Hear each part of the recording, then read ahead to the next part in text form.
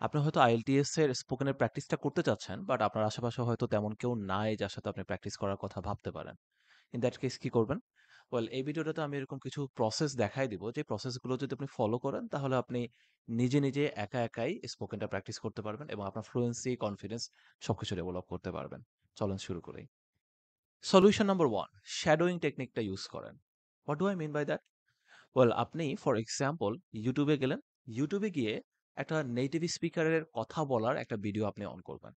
On করে ওই ভদ্রলোক যখন প্রত্যেকটা সেন্টেন্স কমপ্লিট করবেন, আপনি ভিডিওটা একটু পজ করবেন, করে ওনার মতো করে এক্স্যাক্টলি সেম ওয়েতে ওই সেন্টেন্সটাকে রিপিট করবেন।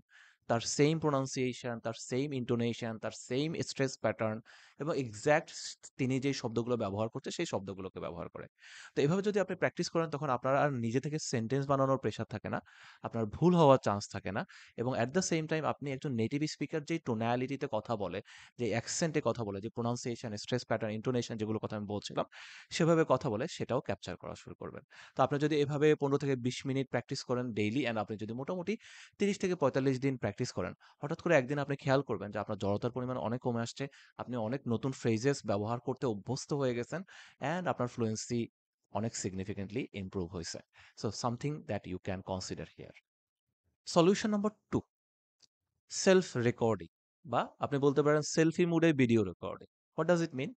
ওয়েল, আপনি যখন প্র্যাকটিস করবেন তখন আপনার মোবাইলটাকে সেলফি মুডে রেখে নিজেকে ভিডিও করেন, অ্যাটলিস্ট সপ্তাহে একদিন। কেন বলছি?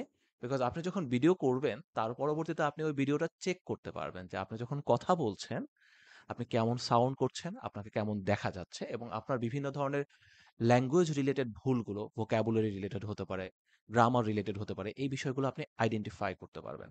তো যে কাজটা করবেন আপনি এটাকে আরেকটু ইফেক্টিভ করার জন্য, সেটা হচ্ছে প্রথমে নিজেকে ভিডিও করুন। ভিডিও করার পরে ওই ভিডিওটা সামটাইমস অডিওটাকে অফ করে দিয়ে শুধু ভিডিওটাকে দেখেন। আর যখন আপনি অডিওটাকে অফ করে দিয়ে শুধু ভিডিওটাকে দেখবেন, তখন আপনি নোটিস করবেন যে আপনাকে দেখতে কেমন দেখা যায়। সেলফ অ্যাওয়ারনেস ক্রিয়েট হবে, অ্যান্ড আস্তে, আস্তে আপনার নার্ভাসনেসের পরিমাণটাও কিন্তু কমতে থাকবে। যেহেতু আপনি ক্যামেরার সামনে কথা বলছেন, ক্যামেরার সামনে কথা বলা কিন্তু খুব নার্ভ রেকিং হয়। তো যত বেশি অভ্যাস করবেন তত বেশি আপনার ওই নার্ভাসনেসটা আস্তে, আস্তে কমতে থাকবে এবং আপনি ইউজড টু হয়ে যাবেন কথা বলাতে। তো এই কাজটা করার পাশাপাশি আপনি আরেকটা যেটা করবেন সেটা হচ্ছে মাঝে, মাঝে ভিডিওটাকে সাইডে রেখে শুধু অডিওটা শুনেন, যে আপনার প্রোনাউন্সিয়েশন ঠিক আছে কিনা, আপনার কথার মাঝখানে হেজিটেশন দেখা যাচ্ছে কিনা, আপনি কি গুছানো ভঙ্গিতে কথা বলছেন কিনা, এই বিষয়গুলো ঠিক আছে তো? তো এই বিষয়গুলো খেয়াল করবেন। এভাবে যদি আপনি এভরি নাও এন্ড দেন নিজেকে চেক করতে থাকেন, দেখবেন আপনি কিছুদিনের মাঝখানেই খুব সিগনিফিক্যান্ট একটা রেজাল্ট নিজের মধ্যে নোটিস করবেন। সলিউশন নাম্বার 3, ChatGPT-কে আপনার স্পোকেনের পার্টনার বানিয়ে ফেলেন। ওয়েল, এখন তো আর্টিফিশিয়াল ইন্টেলিজেন্সের দুনিয়া, অ্যান্ড এই সময়ে আপনি এটার অ্যাডভান্টেজ তো ডেফিনিটলি নিবেনই নিবেন। সো আপনি যদি চ্যাট জিপিটিতে যান অ্যান্ড ওখানকার যে ভয়েস ফিচারটা আছে সেটা অন করেন, অ্যান্ড আপনি যদি চ্যাট জিপিটিকে একটা সিম্পল কমান্ড প্রম্পট দেন যে আমি তোমার সাথে স্পোকেন প্র্যাকটিস করব, তুমি আমাকে প্রশ্ন করবা, অ্যান্ড আমি যখন রেসপন্স করব তখন আমার রেসপন্সের মধ্যে কোথায় কি ভুল হচ্ছে সেটা তুমি পয়েন্ট আউট করে দিবা। তখন দেখবেন চ্যাট জিপিটি আপনার গ্রামাটিক্যাল মিস্টেক, আপনার ওয়ার্ড চয়েসের দুর্বলতা বা আরো বিভিন্ন ধরনের যে দুর্বলতাগুলো আছে সেগুলো পয়েন্ট আউট করে দিবে, অ্যান্ড আপনি চ্যাট জিপিটিতে 24 ঘন্টা প্র্যাকটিস করতে পারবেন, চ্যাট জিপিটি আপনাকে জাজও করবে না। So this is a wonderful tool যেটা আপনি আপনার প্র্যাকটিসের জন্য ব্যবহার করতে পারেন। একটা বোনাস টিপ দিই, আপনি যখন কথা বলছেন, স্পেশালি যদি কারোর সামনে কথা বলে থাকেন বা কিছু মানুষের সামনে কথা বলে থাকেন, অ্যান্ড আপনার যদি ফিল হয় যে আমি নার্ভাস ফিল করতেছি, তখন স্লোলি কথা বলুন।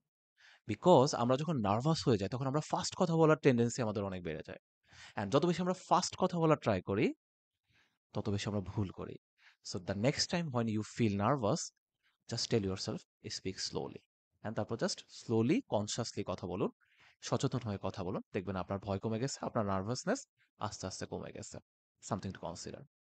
সো পার্টনার যদি নাও থাকে তারপরেও কিন্তু আইএলটিএস এর জন্য স্পোকেনের প্র্যাকটিসটা কোয়াইট পসিবল। তবে অফকোর্স যদি আপনার একজন রিয়েল পার্টনার থাকে, স্পেশালি পার্টনার যদি এমন কেউ হয় যে আপনার চেয়ে ভালো ইংরেজি জানে এবং আপনার ভুলগুলো পয়েন্ট আউট করে দিতে পারবে, তাহলে তো কথাই নাই। তো অফকোর্স আমরা যখন প্রিপারেশন নেওয়ার ট্রাই করব আমরা সর্বাত্মক চেষ্টা করব যে এরকম কোনো মানুষ যদি পাওয়া যায় যে আমার চেয়ে অনেক ভালো ইংরেজি জানে, তার সাথে স্পোকেনটাকে রেগুলার বেসিসে প্র্যাকটিস করার জন্য। বাট সেটা যদি একদমই সম্ভব না হয় তাহলে কিন্তু আমরা থেমে থাকবো না। আমরা এই যে সিস্টেমস গুলো দেখালাম, শ্যাডোইং করা, নিজেকে রেকর্ড করা বা বিভিন্নভাবে প্র্যাকটিস করা। ফর এক্সাম্পল আয়নার সামনে দিয়ে দাঁড়িয়ে প্র্যাকটিস করা। এই বিষয়গুলো কিন্তু আমরা ঠিকই কন্টিনিউ করব।